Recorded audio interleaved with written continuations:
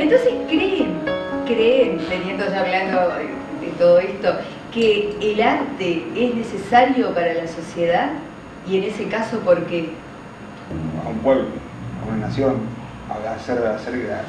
puede mantener o crear relatos de la idea de la nación, de lo local, de su contexto. Sí, de situaciones que le están pasando. Sí. Que básicamente no importa cuál sea el factor, sea una marcha, no sé, una represión o algo, el artista lo ve, lo siente y lo transmite, lo plasma, ¿no? Para que otras personas puedan observar qué es eso que está pasando. Igual yo como dejaría los sentimientos afuera, porque... ¿Por qué? Y porque, o sea, obviamente uno tiene que amar o intentar amar todo lo que hace. Nosotros estamos acá porque evidentemente se nos mueve algo con el arte, pero nosotros, o por lo menos yo desde una postura crítica, a mí no me debería tener que importar qué estaba pensando, qué estaba sintiendo un artista en el momento de hacerlo. A mí me interesa lo que hizo, o sea, eso que dejó en el mundo. Bueno, estoy siendo muy veroniana, ¿no? O sea, y cómo eso puede ser leído de diferentes maneras. Obviamente están las marcas, están las huellas, está una subjetividad puesta ahí, pero a mí, por lo menos desde mi postura crítica, eso va a operar en el mundo, va a funcionar en el mundo cultural de un pueblo, de una nación y me perdí.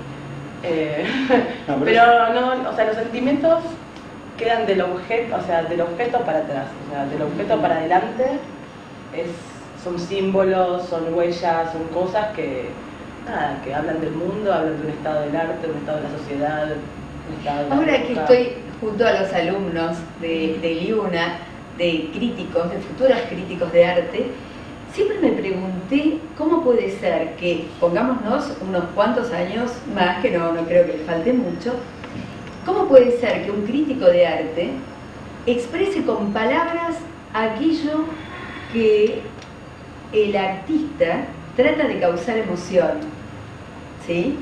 Sea una obra de teatro, un poema, una música, una obra de Bach. ¿Cómo expresa eso en palabras? ¿Cómo se hace concreto lo abstracto? Ah, claro. Bueno, es un problema, por eso se estudia. Sí, para eso se escribe, se escribe. Se usa metáfora, pero igual sí, o sea, yo no sé si el crítico trata de reproducir lo mismo que reproduce la obra, o sea, decir, bueno, voy a tratar de decir por escrito lo que se siente frente a la obra. No sé si esa es la función del crítico. Creo que el crítico más que nada lo que hace es contarle al lector con qué tipo de obra se va a generar, de qué género pertenece, o si discute alguna idea de arte, etcétera. Pero frente a la obra incluso cada uno siente algo distinto, con lo cual tampoco tendría sentido decir solamente lo que yo sentí. Claro, más es inabordable la cuestión emocional del artista. Por ahí sí, la cuestión emocional de lo que puede llegar a provocar en no sé, en determinado contexto, pero hablar desde el lugar del artista es casi imposible. Mírate, como un ejemplo. El crítico no es un traductor, eso es importante como dejar claro, no es traductor ni de intenciones, ni de sentimientos. El crítico trabaja desde otro plano, trabaja con un objeto, con una obra, con lo que sea, y hace, y bueno, lo describe o lo explica, o depende de qué entrada le esté dando, pero su trabajo no es de traducción. Te pongo un ejemplo, porque esta pregunta seguía a la anterior. Por ejemplo, cuando vos ves en un museo un portabotella o una rueda de bicicleta, que la ponen ahí y la exhiben como obra de arte, en Duchamp, por ejemplo. Vos tenés, bueno, la persona que fabricó ese portabotella o esa rueda de bicicleta no era artista ni tenía ninguna intención de hacer una obra de arte. Sin embargo, cuando Duchamp lo exhibe en un museo y bajo toda una argumentación, una teoría de ese momento, el público lo termina viendo como un hecho estético, como en cuanto a la nueva estética, ven eso una obra de arte. Entonces, ¿hasta qué punto el crítico tiene que entender qué quería hacer el artista cuando muchas veces la obra no viene de un artista? Hoy en día ya no hace falta ni siquiera que venga de un artista. Simplemente lo que tiene que hacer es tratar de que el público acceda a esa propuesta que quiere generar el artista. El artista hace una propuesta y dice, bueno, para mí esto no es arte, esto es una estética, ¿no? Entonces lo que hace el crítico por ahí es un trabajo pedagógico en ese caso, de decir, bueno, ¿cómo hago para que el público entienda de que esto puede ser una obra de arte? Pero ahí analizar la Después propuesta parte del artista, o sea, el gesto de por qué el artista elige exhibir una rueda de bicicleta o un portabotella como hecho artístico. Uno analiza el por qué le hace eso, ¿no? Mismo cuestionar la artisticidad o la supuesta artisticidad de algo. O sea, ya se va del objeto, uno ya, por ahí ya se va del objeto y se va al hecho, a analizar el hecho de por qué hace eso. El arte, hasta qué punto es social, que la sociedad determina si un objeto es arte o no, lo has hecho un artista o no. Claro. Ese objeto a partir de ahora es artístico. Entonces ahí es donde yo decía, bueno, claramente un hecho social. O sea, a partir de ahora vamos a interpretar a este objeto como artístico y hasta ese momento no se interpretaba. Bueno, ahí volvemos a las fronteras del arte, ¿no? Claro. Y a esa como tensión que todo el tiempo, que la crítica también opera en esa tensión, porque la crítica también es una instancia de convalidación o de legitimación. Digamos, alguien que abre un diario y ve esto sobre la mesa y un crítico diciendo, bueno, porque esta obra de arte, no sé qué, va generando un discurso sobre la artisticidad de los vasos de plástico sobre la mesa. Entonces, el crítico también opera en esa frontera, ¿no? Va a ayudar a romper ciertos paradigmas. Y tiene que meterse en el... de alguna forma llegó el vaso a la mesa.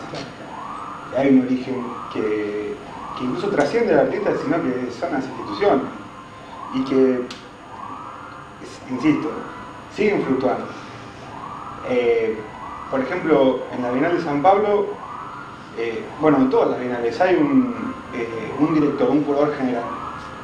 Y el resto son galerías, pero el curador es el que pone el título, el que después del título realiza el argumento. Es el que elige las obras. Estamos a merced de un curador.